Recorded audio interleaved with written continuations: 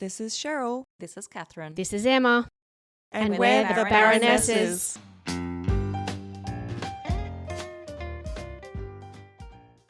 This podcast is being recorded from various locations in and around Meanjin. We recognise the traditional owners of these lands and pay our respects to all elders past and present. Trigger warning. Listener discretion is advised as this podcast may contain sensitive topics relating to pregnancy loss, grief and trauma. Welcome back. How is everyone? Great, thanks, Cheryl. Oh, jinx. All right, well, what's something you guys did recently that you wouldn't be able to do if you had kids? Well, just last night I was so tired that I came home from work and I parked myself on the couch and I stayed there until 9 p.m. and I didn't cook any dinner. I waited until my husband came home and we ate dinner like at 9:30. So could not have done that if I had children. Yeah. So I was able to just bleh on the couch for hours. Well, I think probably most of the things that I do, I wouldn't be able to do if I had kids. I know, right? Yeah. Like, everything from just being able to drop everything, go and do the groceries whenever I feel like it, or, that's true. Yeah. Jumping on a plane and flying interstate to visit my friends because I can. Yeah. Yeah. Yeah, I mean, travel's a big one for me. Like, we went to Thailand recently. Mm-hmm. It was an amazing trip, but wouldn't be able to afford it if we had kids. Like, absolutely would not be in the question. Like, would not be able to. Absolutely. So, yeah, loved the trip. It was amazing. Thailand is so beautiful. I highly recommend anyone to go there if they can. Okay. I'm keen. It's on my list. On other topic, today I will be talking about maternal instinct. Mm-hmm. Yes. So first up, I want to give a trigger warning that we will be talking a lot about motherhood, mothers, and abusive or negative mothering behaviours. So if that's something you're struggling with right now, please protect your heart and switch off. Now, what do you guys think about maternal instinct? Well, this is a hard question, but I feel like it is assumed. I feel like it's assumed. And I feel like it's assumed from a young age. Like, I mean, I know that I was gifted many dolls, all the dollies and playing mummies and daddies and all of this kind of stuff. So for me, I grew up with that assumed expectation. Yeah. I'm a little girl, so I will one day be a mummy, I suppose. Yes. So I feel like it was, I don't know what the right word is, but Conditioned, I guess. into me, I suppose. Yeah. And I didn't even realise it. Yeah. I don't feel mad about that or anything, but it's just what happened. Yeah. Yeah, I agree. It's definitely conditioning that we sort of were raised to think that because we are little girls that we are going to be mums. Yeah. And that's just how it is. I know that in my family, it was definitely, you'll grow up, you'll get married and you'll have kids and that's your life. Yeah. And you're going to enjoy it. Yeah. It's going to be your life's purpose and that's all you're going to be doing. That's exactly it. Yeah. That's exactly it. And whereas in my mind, I always said that I wanted to get a job. Yeah. And that wasn't necessarily always encouraged. Yeah. It was all very much about finding a husband, have babies and settle down. That's so interesting. So do you feel like your mum also pushed it on, or your family? They didn't push it on me at all, but I think, again, it was just assumed. And Yeah. I know that my parents did put money aside for my wedding and all of this, like before I even had a boyfriend. Yeah. So I guess that's just what you did. Yeah. Yeah. Yeah. Interesting. Yeah. It's so fascinating hearing you guys talk about it. Because like when I was growing up, my mum actually kept telling me, don't have kids. Really? Wow. Don't have kids. Really? This is the worst thing I've ever done. Do not do it. Yeah. Wow. Wow. Yeah. And I actually, one of my first, Like, one of my first memories, I guess, from when I was a kid was, you know, looking through storybooks and going, I want to do this one day. I want to be a writer. Oh, okay. Yeah, So you're so not like looking at the story going, I want to be a princess. No, I was like, I want to be the person writing these. Wow. Wow. Whereas for me, I wanted to be Cinderella. Yeah. I want it to be a doctor. Yeah, so Yeah. it's very interesting to hear you guys say that. It's interesting that you have like different perspectives, different family dynamics can sort of like bring different things. Yeah. Okay, well, let me set the scene for you guys. It's 1980. A young first-time mum is alone at home in her tiny flat with her new baby who has colic. The baby is crying non-stop. The mother is getting no sleep and it is at her wit's end on what to do. She's been told all the usual platitudes of sleep when the baby sleeps and how beautiful and natural motherhood is, but there's nothing natural about her child who refuses to sleep. The mother becomes further and further isolated, being turned away from friends and family repeatedly with these dumb platitudes.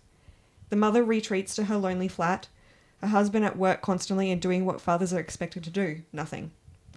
He's confused by his wife's distress. His mother had 7 children and never complained like this about being a mother.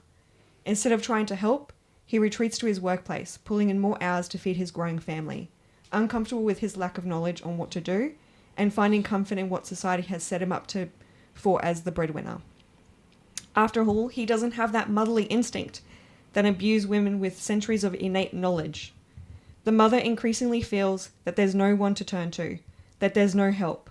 Her own mother is of little assistance, and so she's left with herself, her thoughts, and her baby who just won't stop crying. She starts having suicidal ideation, and even thoughts of throwing her child against the wall so she can finally have some peace. Luckily, she didn't, because this story is about my own mother. This is a scene that, despite being over 40 years old, is being repeated today, and yet we still believe in this ridiculous notion of maternal instinct. A notion that you might be surprised to hear is a complete and utter myth, and a notion that hurts all women. Mm-hmm. So, I'm estranged from my mum. I get told all the time, how dare I be estranged from my mum? She's my mum after all. She made sacrifices for me, and it's really hard being a mum, so how can I be so ungrateful? I also often tell people that my mum was very honest with me about motherhood, constantly telling us kids not to have children, and that motherhood really sucks. She was a regretful mother. As soon as I tell people this, they suddenly understand why I am estranged from my mother. But unfortunately, their assumptions are wrong. And I actually really appreciated my mother's honesty, and it has nothing to do with why I'm estranged from her. But in this, there is proof that maternal instinct is this insidious belief that completely silences and shames women, and also hurts children who didn't have such a great experience being raised by their mothers. It's a vicious cycle of misery that can be stopped if we start looking at motherhood more honestly and start treating women as human beings rather than binary of saint or sinner. Yeah. Some people might say my mother is an anomaly, a strange occurrence that isn't the norm, someone who isn't really a mother. There's something wrong with her brain, she's mentally ill, had postnatal depression, is just a bad mother. I disagree. Similarly, they might say the same of child-free women. There's something missing in their genetics, something wrong in their brains. They aren't real women. Again, I disagree. And guess what? Some of the new science would back me up. So today I'm going to debunk the myth of the maternal instinct, discuss why it exists, and take a look at the research and explain why it hurts all women, whether they have children or not. Looking forward to this, Cheryl. So, first, let's define what maternal instinct is. Maternal instinct refers to a belief that women have an innate knowledge of motherhood and display instinctual behaviours towards their offspring that is absent in men. It is the mother who just knows exactly what to do once the baby arrives, and there isn't a tangible connection between them and this knowledge. They just seem to know. It can also refer to the pull a woman inevitably feels, caregiving. It can also refer to the pull a woman inevitably feels towards caregiving and becoming a mum. Maternal instinct is not the same as maternal love, but even maternal love is not guaranteed. Dr. Marianne Fisher is a full professor and award-winning teacher in the Department of Psychology at St. Mary's University in Halifax, and she did some fascinating research. Side note, she's also a mum herself. She posits that women and mothers are strategists in the evolutionary biology, which unfortunately includes negative mothering behaviours like having abortions, abandoning children, neglecting a child which leads to death, or intentionally killing their child. These behaviours, while also awful, although we're definitely pro-choice, so don't get me wrong, we are okay with abortion, are usually in response to a mother not having the resources or support to adequately care for their children, or is due to their current child or children reducing their chances of having more children in the future. Here, Dr. Fisher is questioning the validity of maternal instinct. If mothers were hardwired to only nurture and protect their children, then why would they engage in these types of behaviours?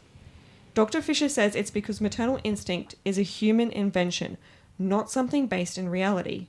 She refers to the findings in the book Mother Love, Myth and Reality by Elizabeth Badinter, which looks at how our idea of mothering has shifted over the centuries.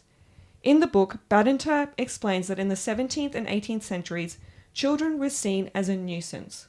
So they were seen as annoying, a burden, and something parents had to just put up with.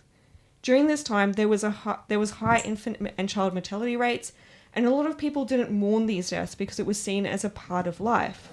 And I know that often in my own research, I found things like people not naming their children for a long period of time as a way of protecting themselves if the child ended up dying. Children were also treated unequally, even amongst their siblings, and it was a time that things like child labour was really common. However, by the end of the 18th century, the idea of mother love came into the zeitgeist in France, when the state needed more citizens by increasing the birth rate, so influential men and governments started pushing women to have more children. The way they did this was by pushing this idea of maternal instinct and of motherhood being natural.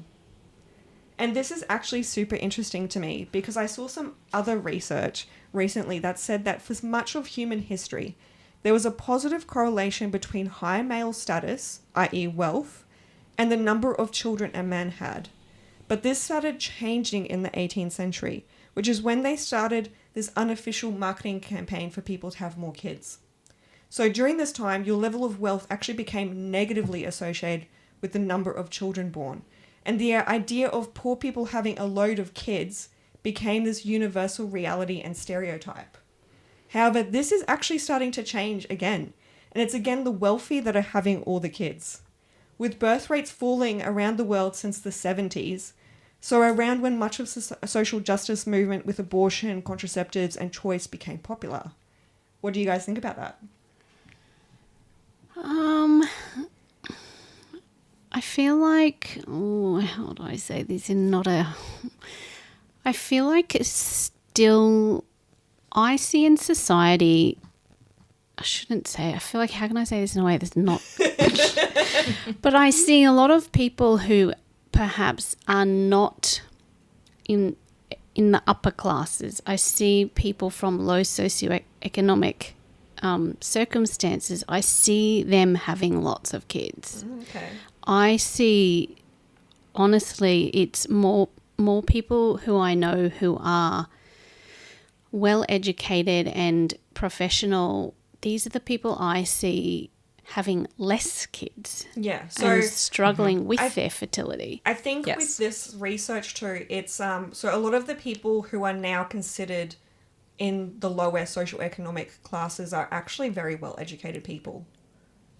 So things are changing in our world. So you don't have the middle class is disappearing. Yeah, that is true. So there is no longer a middle class. There's like a lower class and a higher class. Yeah. And it's people in upper classes who are having a lot of the children.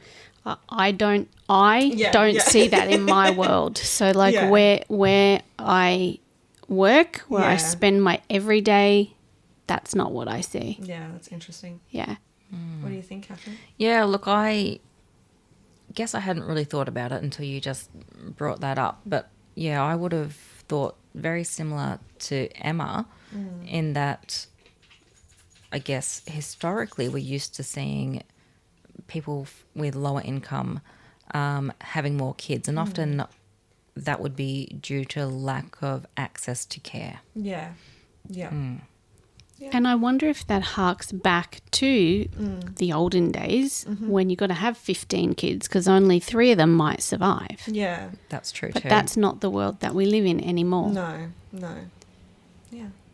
Interesting. Okay. Well, this campaign around mother love continued in the 19th century, with writers referring to women as maternal and saying becoming a mother was their natural destiny. So this was a social and cultural shift in how we viewed women, mothers, and children. This is super interesting to me too because I recently discovered the idea of mimetic desire and how we as humans don't have desires that come organically from us, but rather we are influenced by our peers and what they say, do, and desire. So if there's this huge shift in how motherhood and children are perceived, people will start to desire it more to follow the herd. True. Yeah. Yep. To further debunk this idea of maternal instinct, Dr. Fisher referred to some other biological mechanisms that are assumed to be natural and automatic, but in reality aren't. So firstly, there is breastfeeding. Many women struggle with this today, and luckily we have formula for them nowadays. But before formula existed, if a mother could not breastfeed or couldn't produce enough milk or died during childbirth, her child would die unless she could afford a wet nurse. Yeah. They had alternatives like cow or goat milk or flour or cereal mixed with broth, but often these lacked the nutrients the baby needed to thrive or survive. Many poorer mothers could not afford a wet nurse, but their rich counterparts could, and some poorer mothers who could breastfeed actually became wet nurses for money. Many royal women also didn't breastfeed even if they could, as it was looked down upon as common. So they exclusively used wet nurses. Sometimes these wet nurses would feed other women's babies, leading to them not having enough to feed their own, which would lead to their babies dying. God. But if maternal instinct was real, women would instantly know how to breastfeed and be able to do so successfully, but that's obviously not the case. This has led to so many women in today's society being pressured into breastfeeding, with things like breast is best being said, and breastfeeding being touted as this natural thing, making women feel like failures because they can't fulfill the supposedly natural and innate biological process. But those women shouldn't feel bad because if it was such an automatic and innate process, they would not be struggling. Wet nursing was discontinued around World War I when governments campaigned to end it, presumably because of high infant mortality and the casualties seen in war. But by this stage, we had formula as a substitute. Dr. Fisher also refers to infanticide and child abandonment, which mothers have always engaged in, which goes against maternal instinct being innate. She also refers to practices where parents have given their infant daughters away for marriage in history, with one example of around 69% of girls born between 1906 and 1930 in northern Taiwan being given to families they'll eventually be married into, sometimes making way for their son's future wife. If there was this instinctual drive to protect and nurture your young at all costs, then practices like this would not have existed. And from my limited understanding of history, this often happened in Western nations centuries ago as well, with wealthy boys even being fostered out to families as a way of tightening or forming political alliances. Dr. Fisher further elaborates that maternal instinct and love are two distinct things because maternal love is about a mother's emotional commitment to her child, which interacts with her circumstances and history. A mum who's facing very bleak circumstances or is being too burdened by her baby may actually be decreasing her chances of survival and future reproductive success and would then abandon her child. This is of course awful, but it does prove that maternal instinct and maternal love are not an automatic innate characteristic, and it really does depend on circumstances, showing that women are strategic. As such, Dr. Fisher says mothering is ecologically dependent, so a mother who is in a low socioeconomic or disadvantaged position will not put as much investment into raising their child as an affluent mother would, and are at higher risk of abusing, neglecting, or killing their infants. She refers to just economic realities, but I would extend this to lack of support, or poor mental health, and abusive relationships with partners also being a factor. She says that according to twin studies, poorer mothers will tend to invest more into the healthier twin, whereas affluent mothers will invest more into the at-risk twin. In this, we see that mothers are indeed strategic, and they must make the most of their available resources in keeping themselves their children, and even future children alive. How supported she feels by others and how many resources she receives affects her ability to form emotional attachment to her children, and this can vary between children as well. Dr. Fisher also talks about a personal story about when she was pregnant and her child-free sister was relieved because she said she didn't have a maternal instinct. And Dr. Fisher says she didn't have one either, and the thought scared her because she was about to have a baby.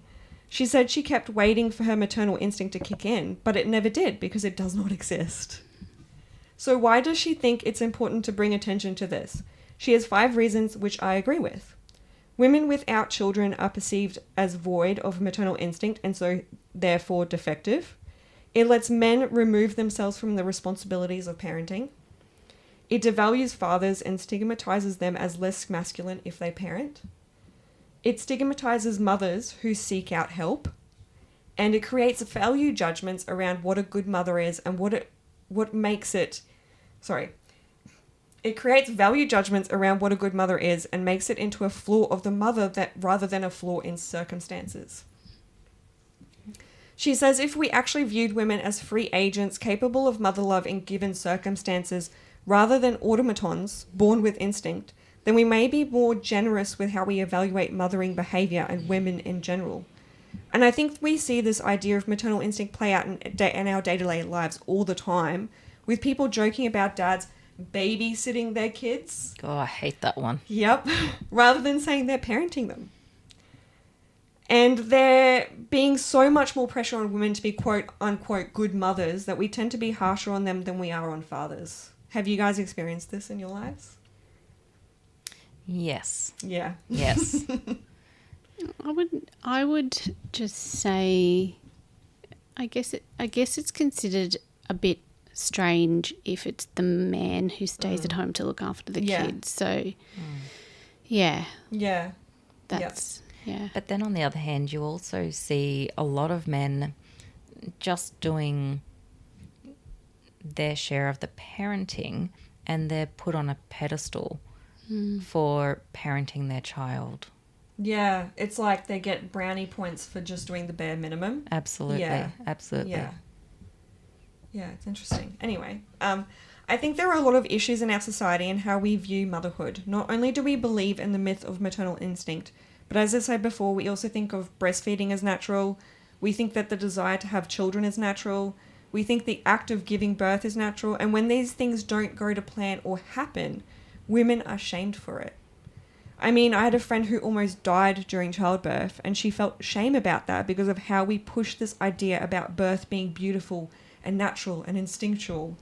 I've heard stories of women being shamed because they couldn't physically push their babies out of the birth canal and the doctor had to use forceps. This is really strange and unhinged to me. We know that women still suffer today from permanent health issues or even disablement due to giving birth. Stillbirth is still happening today and women still die from childbirth. It used to be the most common way for women to die in history. There just seems to be this disconnect from the negative parts of motherhood and the positive parts. Death is a natural process, but the marketing of motherhood and childbirth only focuses on the positive natural processes and not the negative outcomes that can also happen and are also natural. I mean, look at the craziness of the free birth movement and how brainwashed people have become from these pronatalist ideas, which are relatively new. Women historically knew they could die during childbirth, but they had to have children to have workers on their farms or in their shops, to produce an heir for their husband, or to hold some sort of status in society. Now that motherhood is more of a choice, we refuse to look at the negatives, still happening despite advances in medicine, because we're afraid it will dissuade people from having children. And I think now that governments around the world are worried about falling birth rates, this kind of silencing and gaslighting will only intensify and become harder to navigate. Would you guys agree? Gosh, you're asking tough questions today, Cheryl. I like trying to digest it all, and then there's a question. I don't know. I can't. Yeah. Yeah, it's hard to say because I guess, do we medicalise birth or do we separate the medicalisation of birth? Only because I can understand how people who have home births do free up the medical system for people that do need medically assisted births in situations where it is safe for them to have a home birth. But then, on the other hand, when you think about things like free birthing, I think that's where we can create dangerous situations because then don't have the assistance. They don't have a professional. Yeah, that's right.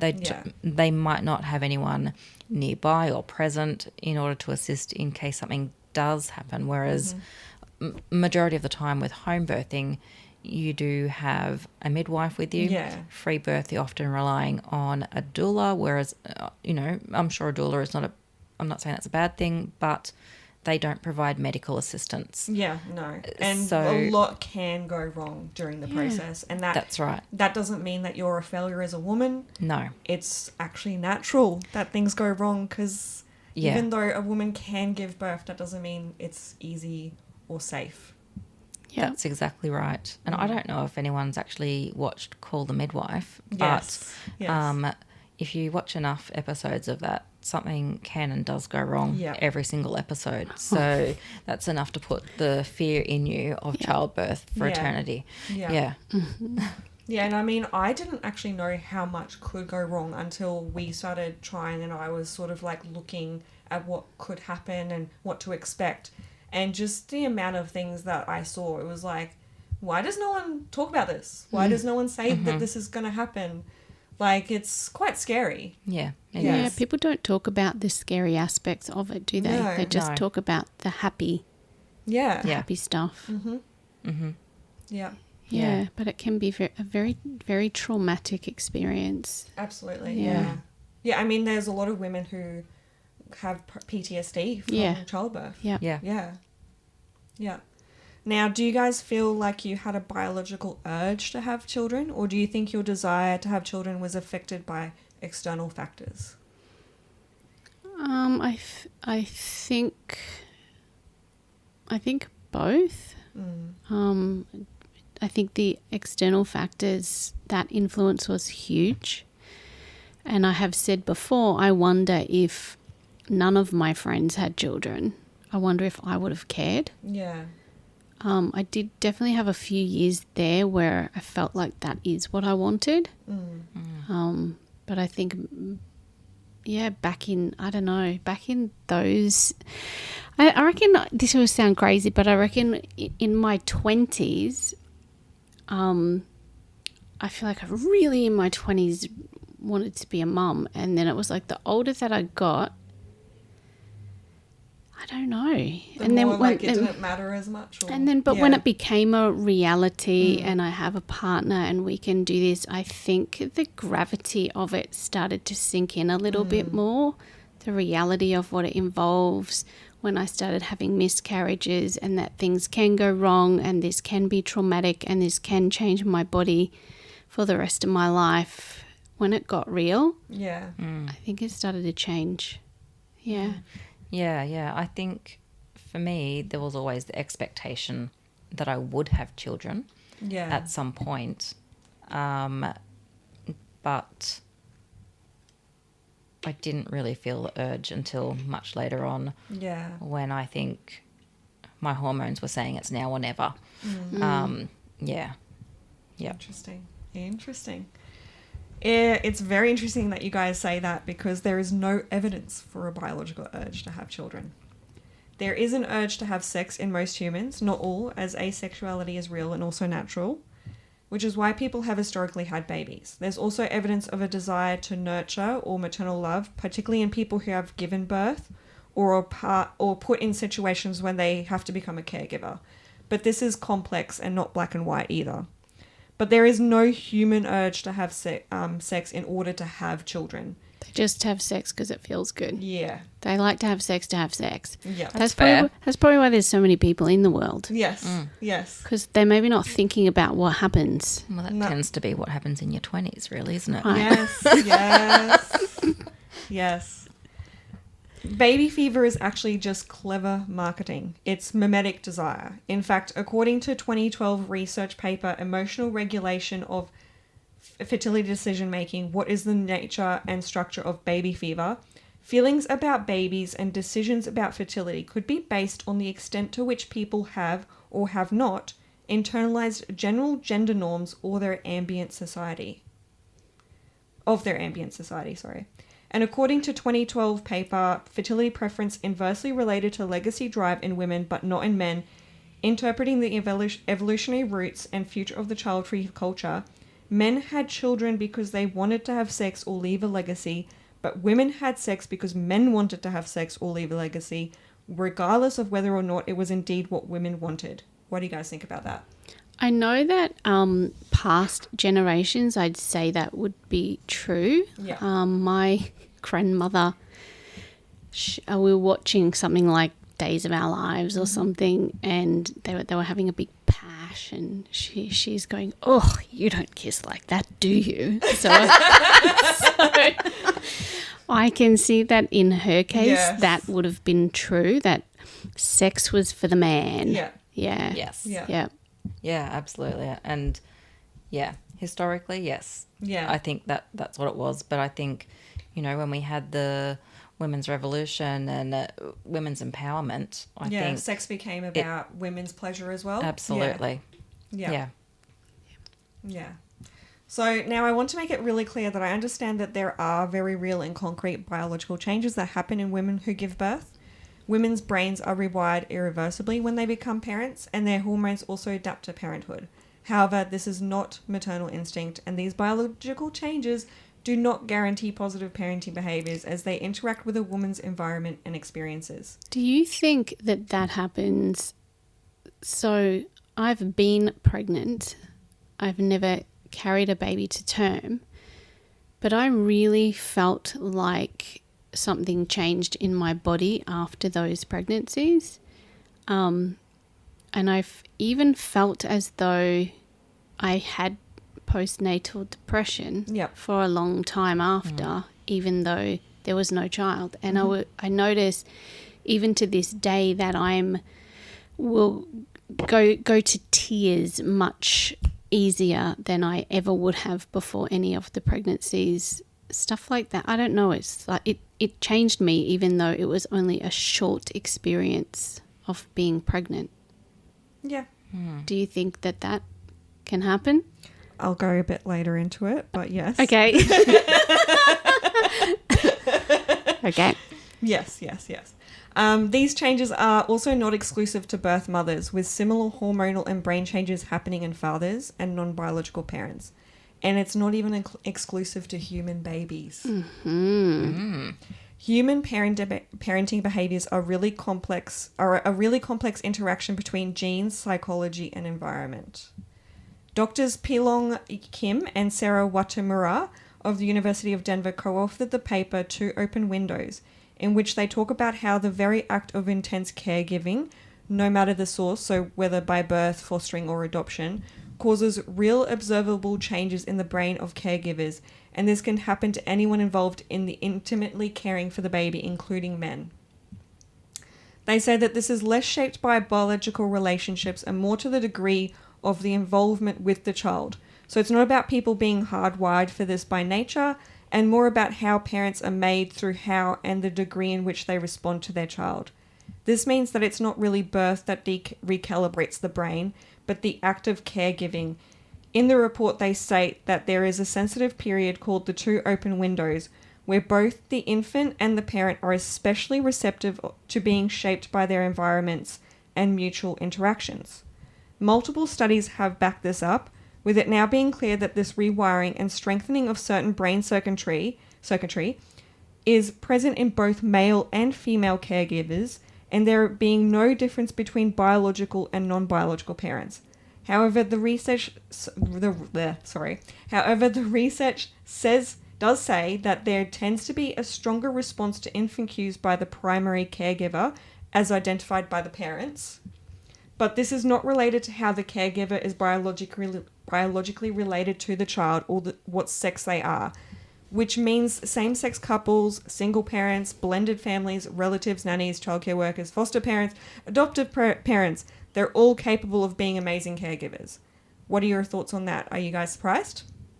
I didn't know that, but I see that it's true. Yeah. Yeah. Yeah, absolutely. And I think if anybody has ever looked at the way European cultures parent, your kids are everybody's kids. Yeah. So everybody parents each other's kids regardless of whether you have kids or don't have kids.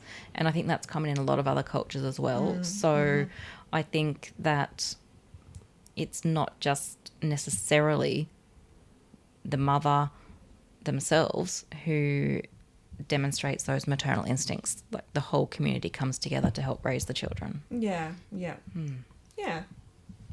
Yeah, so I think this is super interesting because going back to my story at the start, my dad was taught that his role was to provide for his family. So him and many men of his generation were not encouraged to form bonds with their children.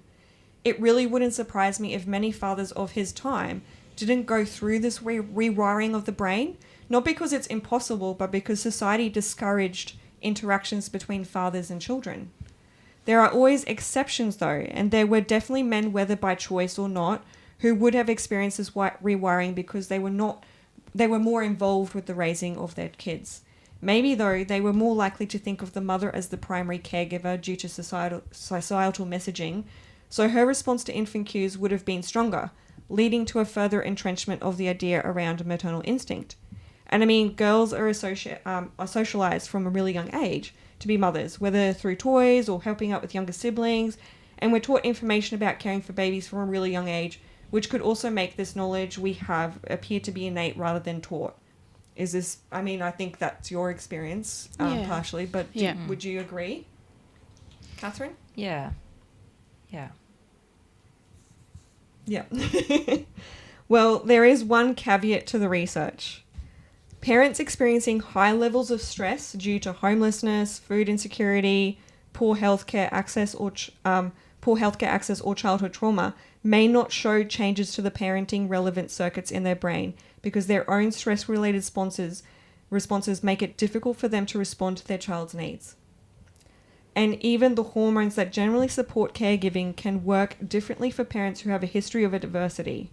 This doesn't mean that poorer caregivers are worse than more affluent caregivers though, because even affluent parents can be dealing with childhood trauma or other stresses, and this was the case with my own mother. And there are poorer parents that may not have a lot of money, but they have a strong community for support, access to adequate food, shelter and healthcare, a secure attachment and or strong familial bonds. They also mention in the research that substance abuse can also hamper this process because drugs and alcohol disrupt their brain reward system.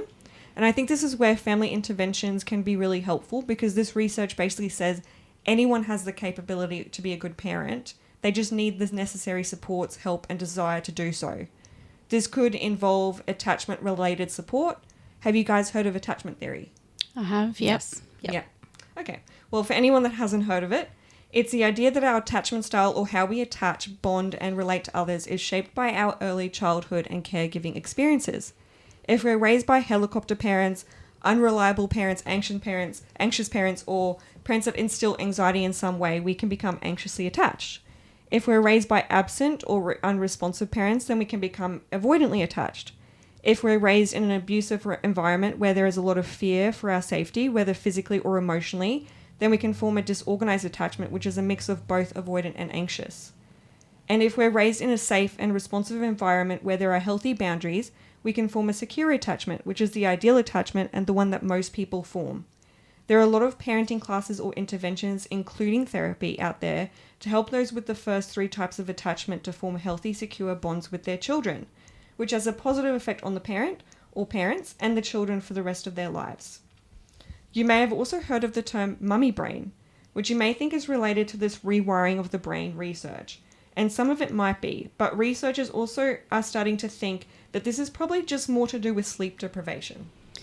I reckon it might be to do with hormones as well, though, because I'm also noticing or have even been talking to people now that I'm getting into my later 40s and perimenopause and having, can't think of the word, just blank things. And so I believe hormones also play a part in some of that stuff that women experience. Yeah, that's probably true as well. Absolutely, I agree. Yeah.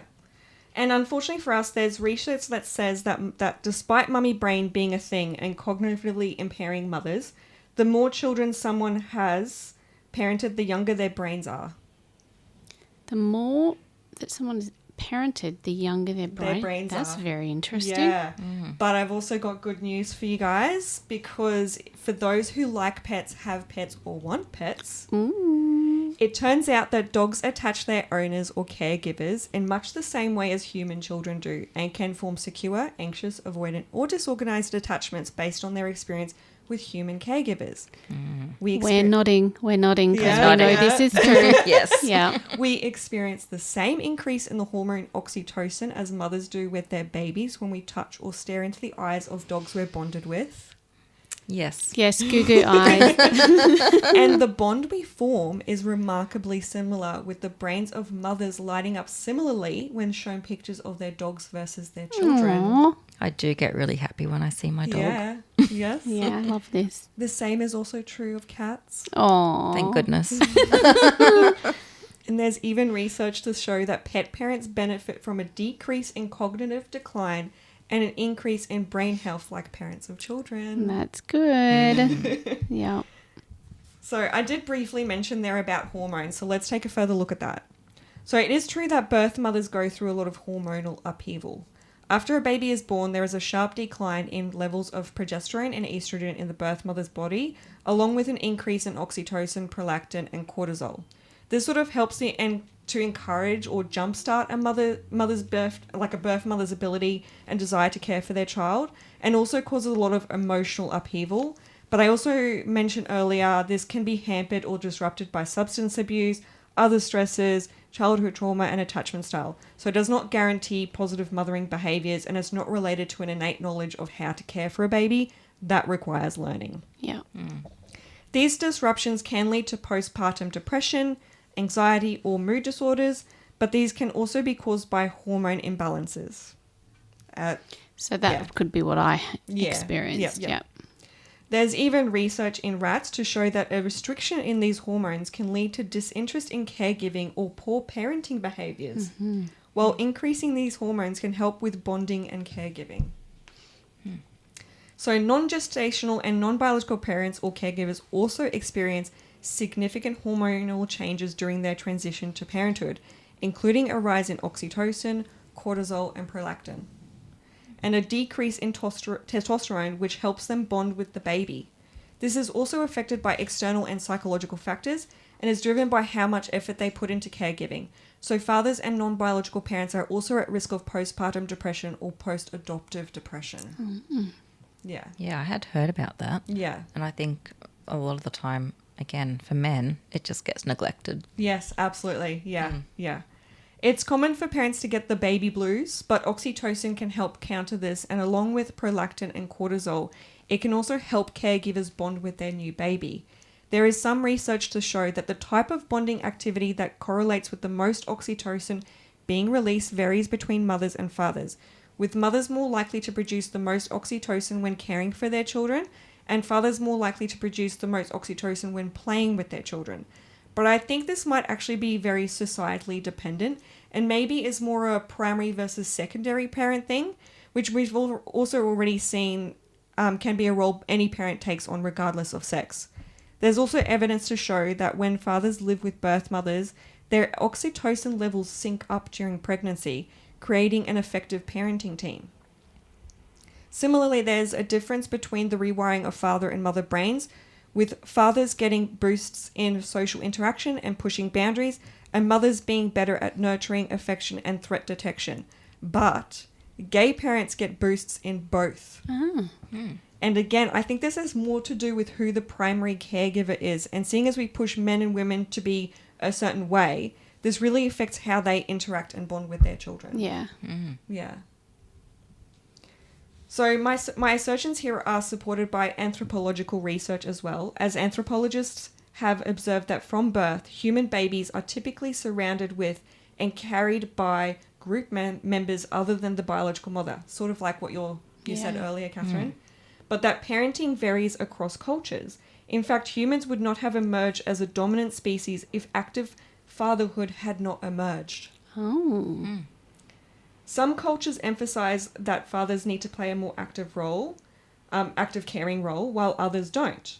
For example, when there are large family groups with many women present, the contribution that men make to caring tends to be more limited. So in effect, the roles fathers and mothers play are flexible and dependent on culture, needs, and environment. They are fluid, changeable, and adaptable, much like the human species itself. What do you guys think about that? It makes sense, I think. Yeah. That it's fluid and adaptable. Mm. Yeah, that does make sense. I also was thinking when you were talking how the dad's oxytocin increases from playing. I thought, well, that's interesting. Maybe that's a bit where the fun dad or the fun parent thing came in. Yeah, because it's like with the gay parents, it doesn't, like, they don't, there's the same like sort of changes as in the mother and the father. Yeah. So you'd think that if it was like a man thing, it would happen with the gay men as well. They would only have oxytocin release if when they they're were playing. playing. Yeah. But they don't. No, So yeah. I think it has to be like a societal, you know. Yeah. Yeah. It's narrative, I Yeah, suppose. Yeah. yeah. Yeah, that Yeah. makes sense. Yeah. So I guess what I'm saying is that maternal instinct isn't real, and that human behavior is way more complex and variable. By ignoring the negative but still natural parts of motherhood, we actually do a disservice to mothers, particularly the ones who are struggling and have less resources. By silencing them, we're hurting them and their children, and relieving fathers, communities, and governments of their responsibilities to take care of mothers. Similarly, by spreading ideas about maternal instincts, we actively disenfranchise people who have no desire to have children and those who can't have children, making them out to be defective when they're not. I mean, infertility is also a natural process. It is, yeah. Yep. We completely ignore how society can affect our desires when society and culture has a huge impact on what we think, how we act, and whether and how we parent. I think there's a reason why there is an increase in the child-free movement, and it's not because there's more defective people in the world, but it's more to do with the shifts we started to see in the 70s, with the pushback on pronatalist ideas and motherhood, and how it became more acceptable for women to choose whether they would have children or not. This has given women more freedom to choose, which has led to a decrease in unwanted pregnancies and children, when before women were barely ever given a choice. So basically, this decrease in birth rates has a lot to do with the fact that historically a lot of children may not have been wanted and were either a cultural necessity or the inevitable consequence of our desire to have sex.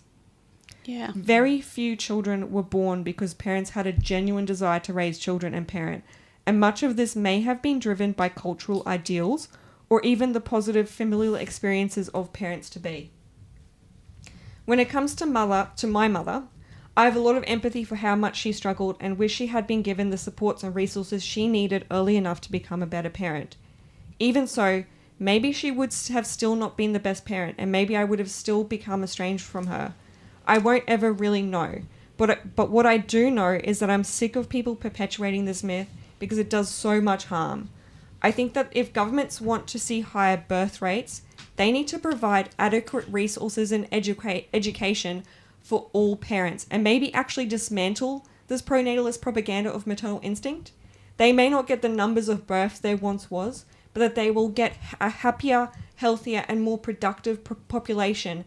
And I think ultimately that's what they should be aiming for. Yes, totally agree. Mm-hmm. Mm. Yeah. Yeah. Interesting. A lot of food for thought there. I hadn't considered or ever thought about a lot of that stuff. Very interesting. Yeah, same. Yeah. So do you guys think that maternal instinct is real? I think you've debunked that. I can see how that is not true. Yeah. Yeah. And I think, what do you think about how it affects women, like whether they're mothers or not? I think it puts a lot of unrealistic expectations onto women. I think it makes women feel a lot of pressure. I think it leads to women feeling like they're a failure in a lot of areas. Yeah. Mm-hmm. Where, like you've said, there are so many other experiences that are also natural. Yes. Yeah. Yep.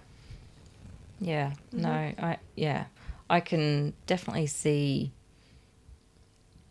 how it is a myth Yeah. after you've gone through all that information. And yeah, it just sort of makes me wonder in hindsight how many people were pressured into having kids just for the sake of the myth. Yeah, absolutely. I think it has a lot to do with it, to be honest.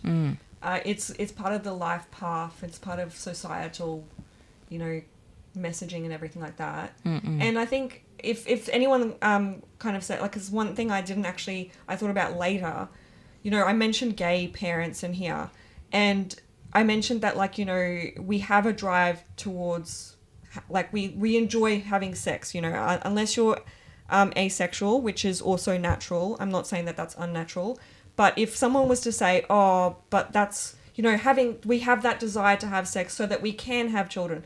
But gay people don't have that desire to have sex with people of an opposite sex. They have desire for the same sex, right? That is also natural. That happens in the animal kingdom. It's a natural thing. So this obsession with having children, it's just bizarre. It's bizarre. Yeah. Well, that's all we have for you guys today. You can find any relevant links in the show notes. We'll be back in your ears in a fortnight when we'll be talking to grief coach Judy Johnson of Embrace Your Future about festive grief. In the meantime, make sure you leave a review on your preferred podcast streaming platform. Follow us on Facebook and Instagram at the Baronesses Podcast. Feel free to email us on baronessespod@gmail.com and stay kind. That includes self-kindness too.